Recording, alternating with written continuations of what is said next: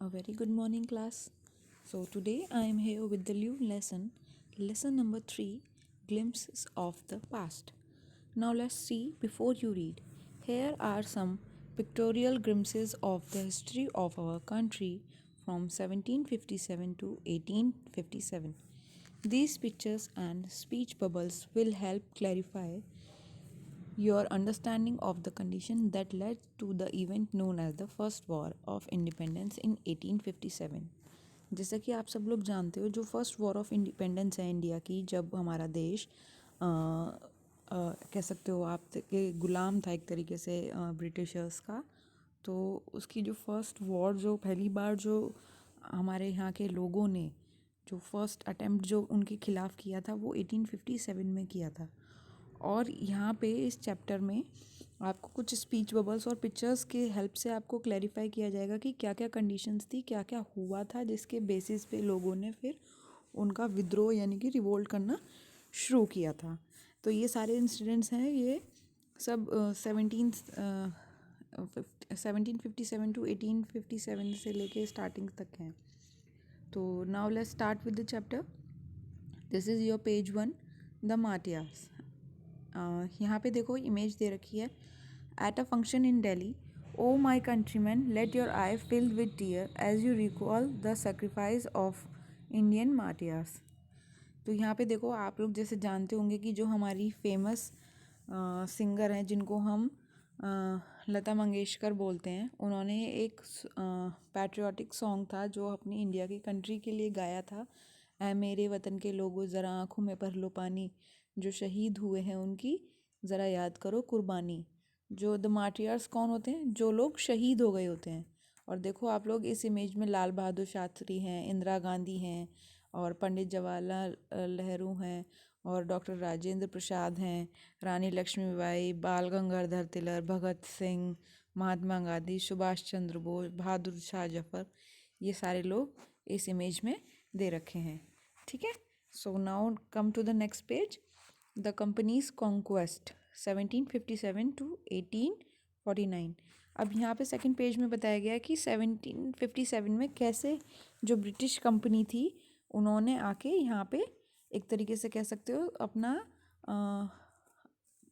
राज कर लिया था, अपना यहाँ पे एक तरीके से यहाँ के लोगों को अपना गुलाम टाइप बना लिया था। With its superior weapons, the British East India Company was extending its power in 18th century। 18th century की समय की बात है। देखो यहाँ पे एक मैप दे रखा है इंडिया का, उसमें जो येलो पार्ट है वो इंडियन प्रिंसेस का था, और जो पिंक पार्ट है वो ब्रिटिश टेरिटरी, यानी कि ब्रिटिश ने इन एरियाज़ पे अपना एक तरीके से कह सकते हो आप कब्जा टाइप कर लिया था, और यहाँ पे ये लोग अपने आप को फैलाते जा रहे थे। इंडियन प्रिंस वर शॉर्ट साइटेड, यानी कि जो यहाँ के जो प्रिंस थे वो बहुत दूर की सोचने वाले नहीं थे, बहुत ही जो उन्हें ऑन द स्पॉट सही लगता था वो ही करते थे। वो ज़्यादा आगे की वर्तमान की नहीं मतलब भविष्य के नहीं सोचते थे, एक तरीके से आप ये कह सकते हो। दैट अपस्टार्ट राजा बहा call the English merchant, they will help me to डिफीन।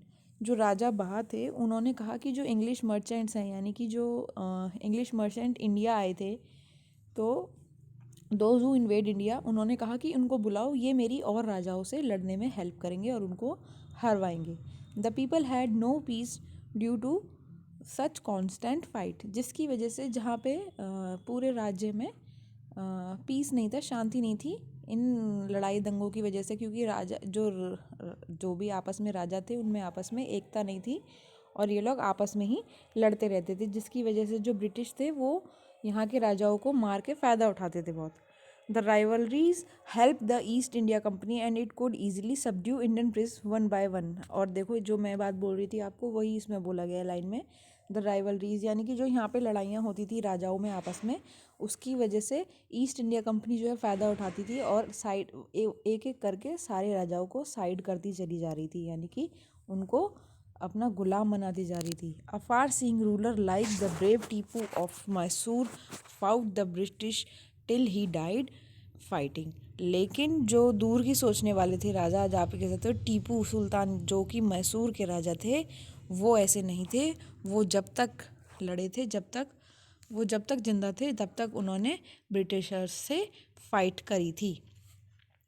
Thanks God there is no peace in the country now, no more wars and no looting by thugs. How did Indian react to these conquest. अब जब ये सब चल रहा था तो जो India के जो लोग थे, जो यहाँ के इंडियंस के जो नॉर्मल ऑर्डिनरी मैन थे, वो कैसे इन सब जो ये सब जो ब्रिटिश लोग कर रहे थे उस पर किस तरीके से रिस्पॉन्स कर रहे थे, वो यहाँ पे स्पीच बबल्स में देखो दिया गया है। तो एक बोल रहे हैं कि थैंक गॉड, जो राजाओं के ज़्यादा खास वगैरह हुआ करते थे वो बोलते हैं चलो अच्छा हुआ कि अब इस कंट्री में शांति है और यहाँ पे अब ज़्यादा लड़ाइयाँ नहीं हैं, ना ही कोई ज़्यादा लूटपाट है। It is God who send the British. अच्छा हुआ भगवान ने ब्रिटिश लोगों को यहाँ पे भेज दिया। Our destiny is linked with them. हमारी जो डेस्टिनी है वो उनसे जुड़ी हुई है। डेस्टिनी यानी कि किस्मत आप कह सकते हो। The white man has killed और dethroned our kings, some kings were not good but after all they were of this land, now we have become slaves of foreigners. जो लोग हैं वो बात कर रहे थे कि जो अंग्रेज़ लोग हैं, जो वाइट मैन हैं, वो मार रहे हैं हमारे और राजाओं को, उनकी गद्दियों से भगा रहे हैं, उतार रहे हैं। लेकिन जो किंग्स हैं वो यहाँ के चाहे अच्छे हो ना हो, लेकिन ये ज़मीन तो उन्हीं राजाओं की है और अब हम लोग जो हैं उन अंग्रेज़ों के गुलाम बन चुके हैं। सो इस चैप्टर में आप समझ रहे होगे कि जैसे जैसे अंग्रेज़ों को दिखता था, उन लोगों को दिखाई देता था कि ये राजा लोग जो है आपस में अपने आप ही लड़ते हैं इतना, तो वो उस चीज़ का फ़ायदा उठा के, उस चीज़ का बेनिफिट लेके एक दूसरे को लड़वाते थे और गद्दियों से राजाओं को हटा के खुद ही उस चीज़ पे कब्ज़ा कर लेते थे। धीरे धीरे उन्होंने काफ़ी इंडिया को अपने कब्ज़े में कर लिया था। Now come to the next page, page number 3, British rule 1765 से 1836। Religious leaders preached ideas like untouchability and child marriage. जो यहाँ के जो हिंदू धर्म में जो यहाँ के रिलीजियस लीडर्स थे वो ज़्यादातर इस चीज़ को फैलाने में लगे रहते थे कि अनटचेबिलिटी यानी कि छुआछूत का जो उस टाइम पे बहुत ज़्यादा माना जाता था, और चाइल्ड मैरिज यानी कि बाल विवाह, ये सब चीज़ें हमारे इंडिया में सबसे ज़्यादा प्रैक्टिस होती थी। Anyone who crosses sea loses his religion. जो कोई भी जो समुद्र को पार करेगा वो अपना धर्म खो देगा। इस तरह की बातें ये लोग आपस में किया करते थे। यहाँ के जो धर्म गुरु थे वो इन सब चीज़ों को प्रचलित करने में लगे रहते थे। All the miseries in the world is due to women. कुछ लोग कहते थे कि जो सारी दुनिया में जो परेशानी है वो सिर्फ औरतों की वजह से है। इस तरह की सोच ये लोग रखा करते थे। The truth was that Indian has lost self respect, the British scorn them. जिसकी वजह से जो ब्रिटिश लोग थे वो इन सब चीज़ों की मैंटेलिटी को सोच के यहाँ की लोगों को ये सोचते थे कि जो सच्चाई जो ये थी कि इंडियन जो हैं इस वजह से ब्रिटिश लोगों के सामने अपनी सेल्फ रिस्पेक्ट खो चुके थे, और ब्रिटिश लोग जो करते थे इन लोगों को बेइज्जती करते थे, एक तरीके से कहते थे, इनको डराते थे। The natives of unworthy of trust, incapable of honesty. जो देखो इस इमेज में आप देखो जो दो फॉरेनर्स हैं आपस में बात कर रहे हैं और वहाँ पे एक इंडियन मैन भी खड़ा है हाथ जोड़े। तो वो लोग आपस में बात कर रहे हैं, कह रहे हैं कि यहाँ के जो नेटिव्स मीन्स यहाँ की लैंड से बिलोंग करने वाले लोग हैं, जो यहाँ के मूल निवासी कह सकते हैं एक तरीके से, वो ना तो भरोसे के लायक हैं और ना ही इनमें कोई ईमानदारी है। तो वो जो पीछे जो मैन खड़ा है वो कहता है true your honour but I am honest. हाँ ये बात सच है लेकिन मैं वफादार हूँ। अब आगे, being merchants the British wanted quick profits, their heavy taxes forced arm to abandon their field. जो यहाँ के जो मर्चेंट्स थे, जो ये ब्रिटिश थे, क्योंकि ये लोग मर्चेंट्स थे, व्यापारी टाइप के आप इन्हें कह सकते हो एक तरीके से, ट्रेडर्स जिन्हें बोलते हैं।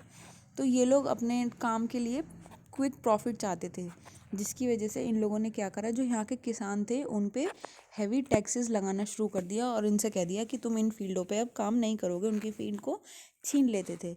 But your man are taking all my crops, you are still in arrears, if you don't pay next week I will send you jail.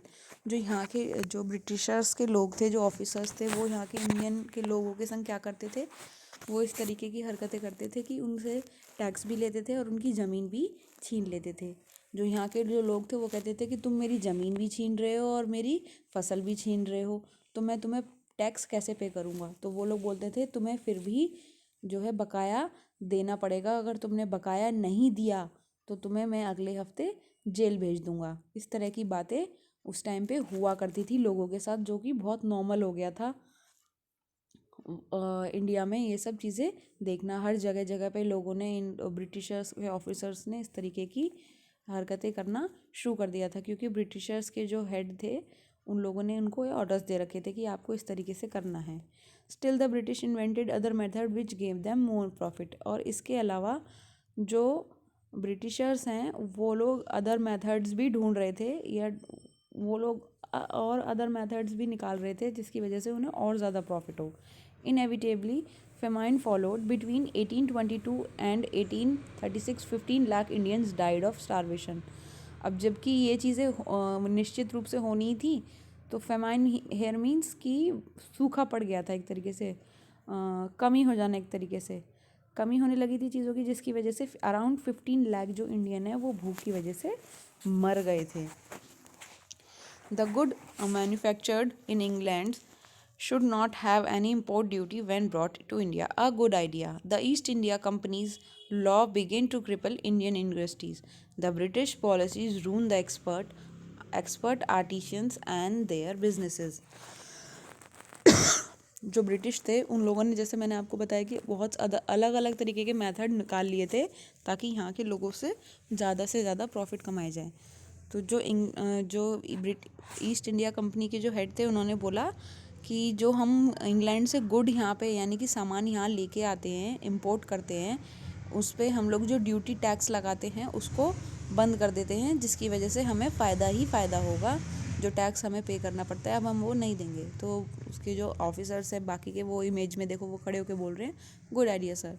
और जिसकी वजह से ईस्ट इंडिया कंपनी ने इंडियन कंपनीज़ को एक तरीके से कह सकते हो माल फंक्शनिंग कर दिया था, यानी कि क्रिपल हेयर मीन्स एक तरीके से कह सकते हो आप कि अब वो उस कंडीशन में नहीं थी कि वो प्रॉपरली वर्क कर सके, फंक्शन कर सके। उनको एक तरीके से लंगड़ा बना दिया था एक टाइप से, आप ये कह सकते हो कि वो कुछ करने की पोजीशन में थे ही नहीं।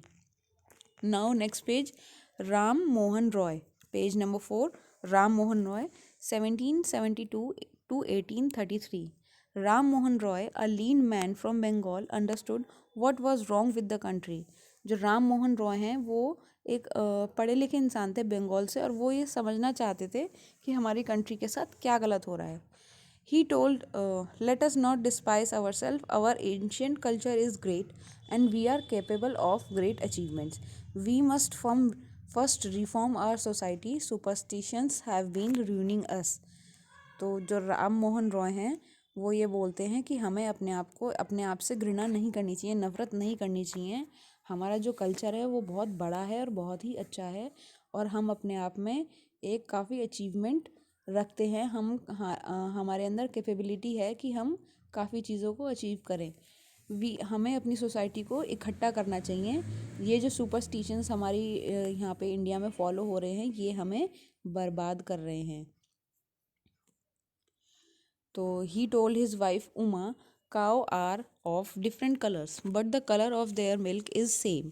Different teachers have different opinions, but the essence of every religion is the same. तो वो अपनी वाइफ से बोलते हैं, जिनका नाम है उमा है, तो वो बोलते हैं जो गाय हैं वो अलग अलग रंग की होती हैं, बट उनका काम क्या होता है, उनके दूध का जो कलर है वो सेम ही होता है, उनका वर्क तो सेम ही है। उसी तरीके से जो टीचर्स होते हैं उनकी ओपिनियंस डिफरेंट हो सकती हैं, लेकिन उनका जो एसेंस है यानी कि जो उनकी बेस है वो सब धर्मों का सेम ही होता है। He was attracted by the science and modern knowledge. Knowledge should be practical and scientific. उससे पहले हम ये पढ़ लेते हैं। He cross the sea and went to England to see what made the British powerful. There he told them. He cross the sea, उन्होंने फिर इस बात को समझ के समुद्र पार करके वो इंग्लैंड गए और उन्होंने देखा कि ऐसा क्या है जो ब्रिटिश को पावरफुल बनाता है। वहाँ उन्होंने उनको बताया, we accept you as rulers and you must accept us as subjects, but you must remember the responsibility a ruler owes to his subject. तो वो राम मोहन रॉय हैं, वो वहाँ पे जाके बोलते हैं कि हम आपको एज अ रूलर एक्सेप्ट करते हैं और आप हमको एज अ सब्जेक्ट एक्सेप्ट कीजिए, लेकिन आपको ये ध्यान रखना चाहिए जो रूलर है, यानी कि एक तरीके से आप कह सकते हो एक टीचर है, वो अपने सब्जेक्ट को ही सारी उम्र जैसे स्टूडेंट का काम क्या होता है, एक तरीके से पढ़ना होता है, टीचर का काम क्या होता है, पढ़ाना। तो उसकी रिस्पॉन्सिबिलिटी होती है कि वो सारी उम्र उस सब्जेक्ट को ओ करे। तो राम मोहन रॉय भी ये कह रहे थे कि हम आपको एज अ रूलर बनाने के लिए तैयार हैं, लेकिन आपको भी हमारी रिस्पेक्ट करनी चाहिए एक तरीके से। ही was attracted by science and modern knowledge, और वो वहाँ जाने के बाद वहाँ की जो साइंस थी और मॉडर्न नॉलेज थी उससे काफ़ी अट्रैक्टेड हुए थे। Knowledge should be practical and scientific, तो यहाँ पे आके उन्होंने बताया कि जो नॉलेज है वो साइंटिफिक और प्रैक्टिकल होनी चाहिए। He started newspaper but the suspicious British stop them in 1823, तो उन्होंने यहाँ पे आके न्यूज़पेपर बनाना स्टार्ट किया, लेकिन जो ब्रिटिश रूल था उनका यहाँ पे इंडिया में, उन्होंने उनको 1823 में राम मोहन रॉय को रोक दिया था न्यूज़पेपर बनाने से। So these are the incident which were going happen day by day. ये सारे इंसिडेंट्स साइड बाय साइड हो रहे थे जब ब्रिटिश ने धीरे धीरे अपने इंडिया को कॉन्कर करना शुरू कर दिया था। Operation, page number 5, 1765 to 1835. But the British continued to oppress Indians. In 1880, they had passed Regulation 3. Under it, an Indian could be jailed without trial in a court. British जो है वो बार बार लोगों को, यहाँ के इंडियंस को जो है ऑप्रेस कर रहे थे, एक तरीके से कह सकते हो आप, दबाना या किसी चीज़ को अपना एक तरीके से गुलाम बना लेना प्रॉपर तरीके से। 1818 में उन्होंने रेगुलेशन 3 पास किया था ब्रिटिश के लोगों ने, यहाँ पे जो लोग वो हम लोगों को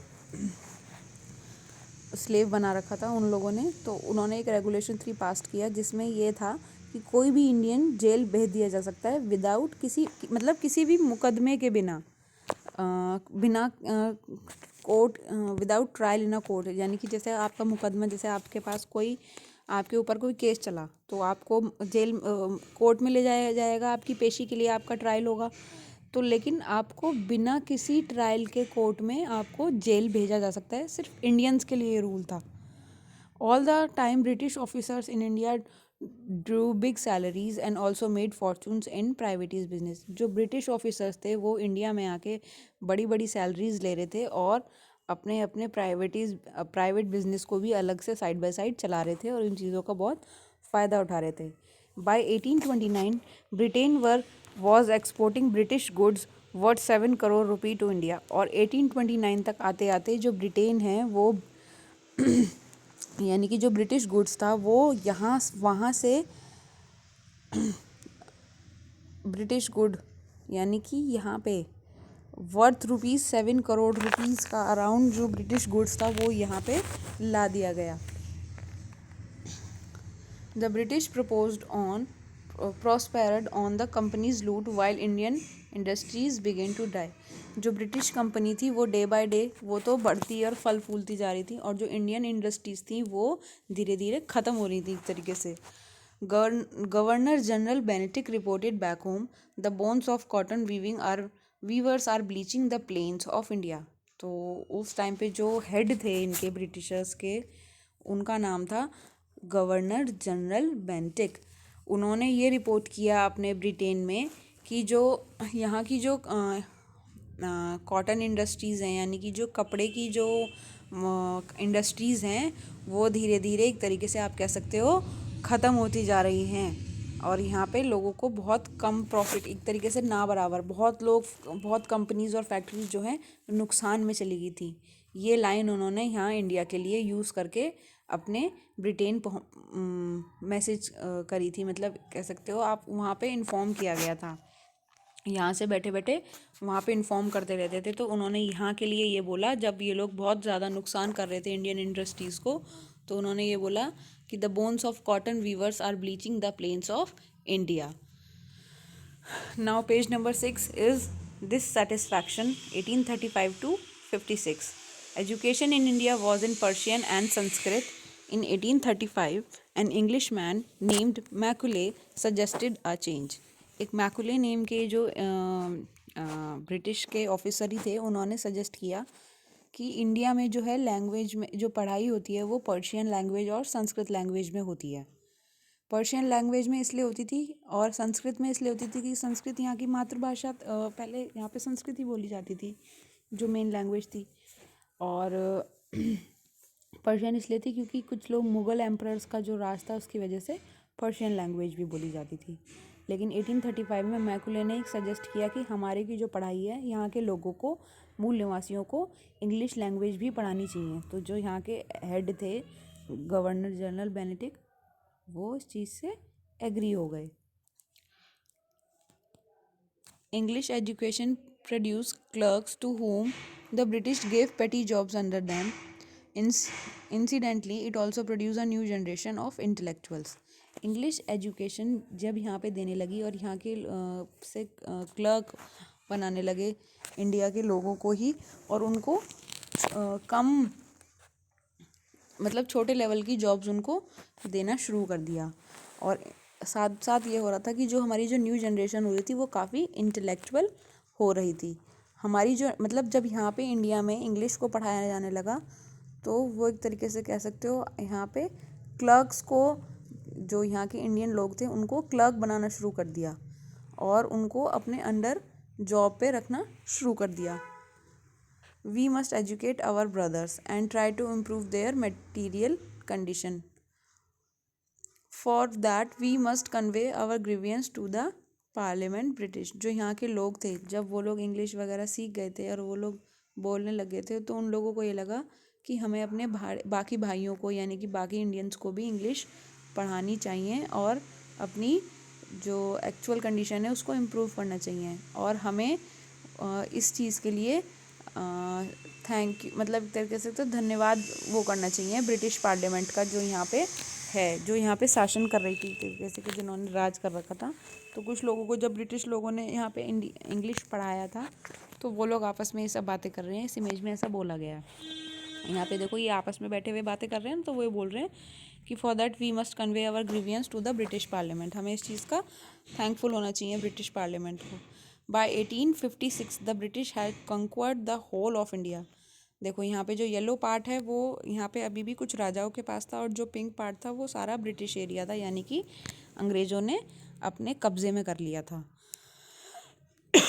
They cared little about the needs of Indian. Our king have become puppets and we have lost our old jobs and lands and they are converting our brothers. You only talk. Do something to drive them out. तो यहाँ पे देखो लोग बैठे हुए बातें कर रहे हैं, वो कह रहे हैं कि जो ये लोग थे ब्रिटिशर्स थे वो इंडिया की केयर बहुत नीड्स के बारे में बहुत थोड़ा बहुत सोचते थे। उनको एक तरीके से गुलाम तरीके से कोड़े मारना, बहुत बहुत गलत बिहेव करना उनके संग, ये सब चीज़ें होती थी। जो राजा थे वो उनके पपेट्स बन गए थे, यानी कि आप कह सकते हो ना जिन्हें उंगलियों पे नचाते हैं, जैसा कह दिया वैसा करना। तो जो यहाँ के राजा थे वो इस तरीके के बिहेव में होने लगे थे और उनकी ज़मीनें छीन ली थी। और यहाँ के जो अंग्रेज़ लोग जो थे उन्होंने यहाँ के इनको एजुकेट करके उनको काफ़ी बदल दिया था, उनको कन्वर्ट कर रहे थे। तो क्या तुम सब फिर बात ही करते रहोगे? क्या इनको कोई भगाने का यहाँ से कोई तरीका नहीं है? ये सब लोग आपस में यहाँ बैठ के बात कर रहे हैं। फिर यहाँ पे चिंगारी एक तरीके से कह सकते हो the sparks in 1855 to 1857 taxes continue to ruin the peasants in Bengal. The Santals who had lost their land under new land rules became desperate. In 1855 they rose in rebellion and massacred European and their supporters alike. अब यहाँ पे क्या हुआ, जब taxes की वजह से जो किसान थे, जो पीजेंट्स थे, उनको बहुत ज़्यादा नुकसान हो रहा था, वो बर्बाद हो रहे थे, जिसकी वजह से जो संथल इन बंगाल द संथल्स एक कास्ट कम्युनिटी कह सकते हो आप, जिन्होंने अपनी लैंड्स खो दी थी नए रूल्स की वजह से, तो वो बहुत ज़्यादा परेशान थे, वो बहुत डेस्परेट थे। तो 1885 में वो बगावत पे खड़े हो गए और उनका जो है एक तरीके से कह सकते हो बगावत पे चले आए उन्होंने, and massacred European and their supporters alike. और एक तरीके से कह सकते हो बहुत सारे लोगों को मारा, यूरोपियंस को, और जो उनके सपोर्टर्स थे उन सारे संथल्स के लोगों ने एक तरीके से कह सकते हो आप विद्रोह करना स्टार्ट कर दिया था। Discontent was brewing in East India Company army too, यानी कि कह सकते हो बगावत आप एक तरीके से कह सकते हो ईस्ट इंडिया कंपनी की आर्मी में जो यहाँ के लोगों को इन्होंने इंडियन लोगों को बना रखा था उनके अंदर भी आ गई थी।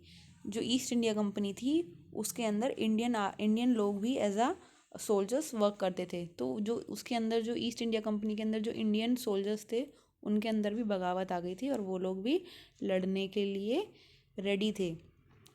The white soldiers get huge pay masons to live in servants, while we get a pittance and slow promotions. The Angrez ask us to cross the sea, which is against our religion. Who is the topi wala to abolish our old age customs? जो Indian soldiers थे वो आपस में बात कर रहे हैं। यहाँ पे इस इमेज में आप देखो कि ये जो वाइट अंग्रेज़ हैं उनको तो खूब अच्छी तनख्वाह मिलती है और बड़े बड़े कोठियों में महलों में रहते हैं और हमें एक तरीके से सर्वेंट की तरह रखते हैं और हमें कम तनख्वाह में और हमारा प्रमोशन भी स्लो रखते हैं लोग। और ये अंग्रेज़ कौन हैं जो हमें समुद्र क्रॉस करने के लिए बोल रहे हैं, जो कि हमारे धर्म के अगेंस्ट है। और ये कौन है जो हमारे को हु इज़ द टोपी वाला to abolish our age old customs? कौन है ये टोपी वाला आदमी जो हमारे कस्टम्स को हटाने की कोशिश कर रहा है? Thousands of other sipahis revolted, they were stripped of their uniforms। बहुत सारे थाउजेंड्स की क्वांटिटी में जो सिपाही थे, जो ब्रिटिश इंडिया कंपनी के जो सोल्जर्स थे उनको सिपाही बोला जाता था पहले, वो सब विद्रोह पे आ गए और उन्होंने अपनी यूनिफॉर्म्स को उतार दिया। स्ट्रिप्ड ऑफ मतलब कपड़े उतार देना। वी मस्ट ड्राइव आउट अंग्रेज। आप जो इस इमेज में देखो, आपको जो इन्होंने कैप पहन रखी है टोपी वाला, तो इनको ये जो है जिनकी मुस्टैच भी हैं ये मंगल पांडे हैं। तो ये बोल रहे हैं कि हमें यहाँ से अंग्रेज़ों को बाहर निकाल देना चाहिए। Sipahi Mangal Pandey attack the adjutants of his regiment and was executed. जो मंगल पांडे थे उन्होंने अपने ही रेजिमेंट के जो हेड था उसको, एडजुटेंट मतलब जो रेजिमेंट का हेड होता है, उसको अटैक किया और उसको प्लान को एग्जीक्यूट किया। यहाँ पे देखो thousands of सिपाही revolted, they were stripped of their uniforms, humiliated and puts in iron। यहाँ पे ये सब लोग जो हैं इन्होंने अपनी बंदूकें नीचे रख दी और अपने जो कपड़े हैं, अपनी यूनिफॉर्म है उसको उतार दिया और विद्रोह पे उतर आए। Few Englishman had care to understand Indian customs और पीपल्स माइंड। कुछ अंग्रेज आदमी यानी कि इंग्लिश मैन ऐसे थे जो इंडियन के रीति रिवाज को और उन लोगों के मन को समझते थे। ओ प्राउड ब्राह्मण soldier, do you know that the geese on the bullet you have to bite is made of from the fat of cows or pigs? What? The white man has deceived us too। तो जो ये एक ब्राह्मण soldier थे तो उनको किसी ने बताया, हाँ इमेज में देखो बात कर रहे हैं आपस में, कि आप लोग जानते हो जो ग्रीस आप लोग, जो चर्बी है, जो आप कारतूस जिसे आप कह सकते हो, जिसे आप मुंह में लेते हो, क्या आपको मालूम है ये कि किसके फैट से बना है? काऊ और पिग्स के फैट से बना हुआ है।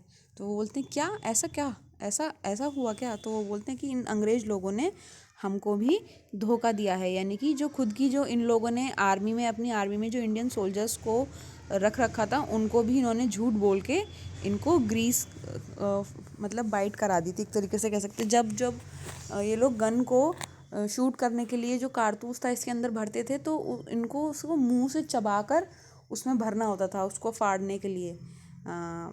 तो वो चीज़ इनको मुंह में लेनी पड़ती थी, मुंह से यूज़ करके, तब वो कारतूस को अंदर उस गन में डालते थे और फिर वो शूट करते थे। हर बार उन्हें शूट करने के लिए पहले कारतूस अंदर डालना पड़ता था। अब तो डिफरेंट तरह की गन्स आ गई हैं, लेकिन पहले उस टाइम पे ऐसी ही गन्स थी। तो ये सारी खबर जो है धीरे धीरे फैल गई थी पूरे इंडिया में। Soon chapatis were sent from village to tell people that their empress would want their service. Yes, all my village men will be ready। Similarly, lotus flowers circulated among Indian soldiers, dead to the foreigners, the masses gave all helps and shelters to the patriots।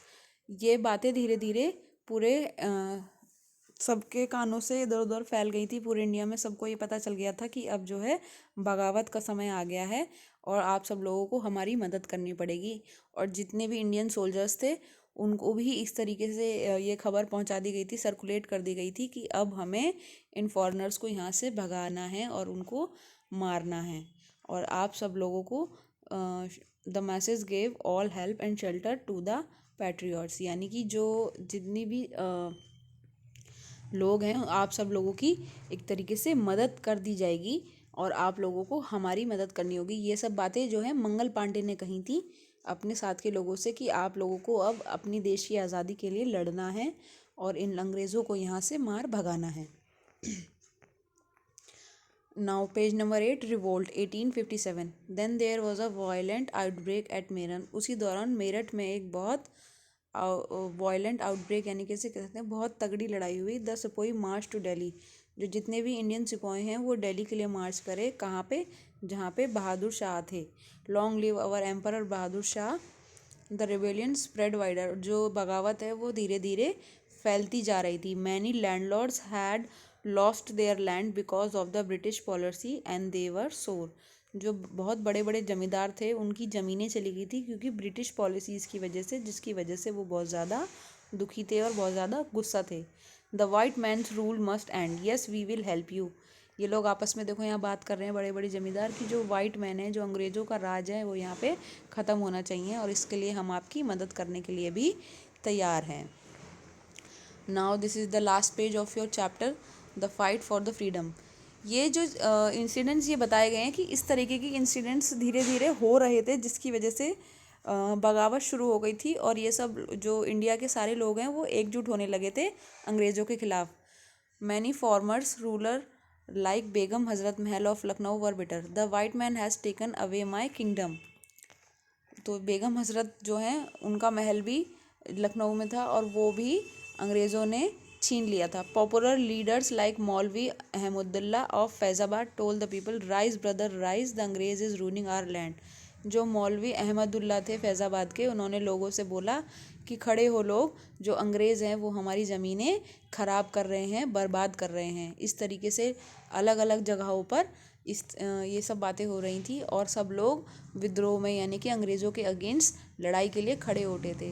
They join the upsurge against the foreigners. और उन्होंने भी जो अंग्रेज़ों के खिलाफ जंग हो रही थी उसमें बेगम हज़रत वो भी इस लड़ाई में शामिल हो गई थी। The people rose everywhere in Bareilly, Kanpur and Allahabad. और जो मौलवी अहमदुल्ला की बात से जो सब लोग आसपास के बरेली के, कानपुर के, इलाहाबाद के सब लोग लड़ाई के लिए खड़े हो गए थे। अजीमुल्ला खान टोल्ड तात्या तोपे we should have Peshwa Nana Sahib as our leader in the war of independence. जो अजीमुल्ला खान थे उन्होंने तात्या तोपे से कहा कि पेशवा नाना साहिब को हमारे को लीडर बनाना चाहिए इस आज़ादी की जंग में। 1880 year old Kunwar Singh of Bihar received a bullet in his wrist. Mother Ganga this is my last offering to you. और बिहार में जो कुंवर सिंह थे 80 ईयर्स ओल्ड, उन्होंने भी अपने हाथ पे बंदूक एक तरीके से कहते हो बुलेट खा ली थी, बुलेट लग गई थी उनके भी, और वो भी एकदम से मतलब